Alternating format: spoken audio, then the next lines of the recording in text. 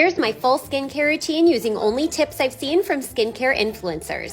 Hi, dermatologist here. This is no hate to Jillian.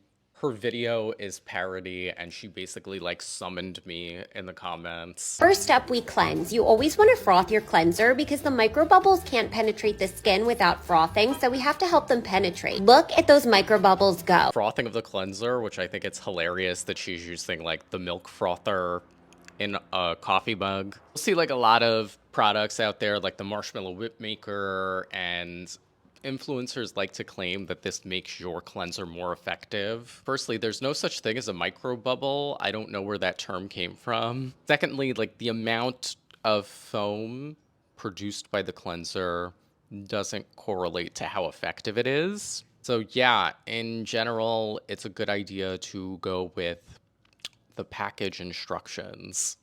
And please don't buy some plastic contraption that just creates more waste on this earth.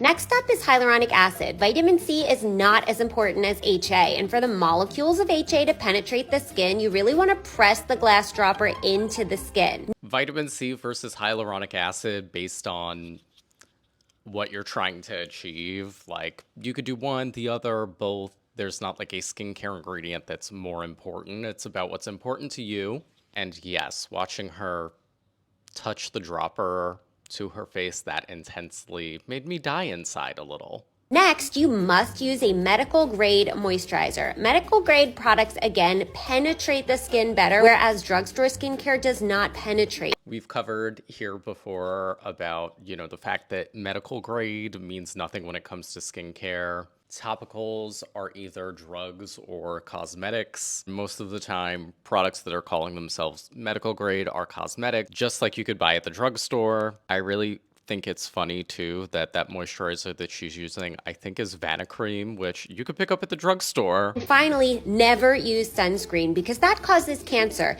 Instead, use beef tallow as Mother Nature intended. Obviously, there's been no link between commercially available sunscreens and cancer. Beef tallow will not give you adequate protection against UV rays, and it'll make you smell like beef. At night, no retinoid because that causes cancer. You instead want to use this serum that I'm actually selling. Shmalaveda has truly changed my life. Remember, don't use prescription retinoid that may be covered by insurance. Instead, comment no Botox and I'll send you the link to purchase my serum that permanently removes wrinkles forever.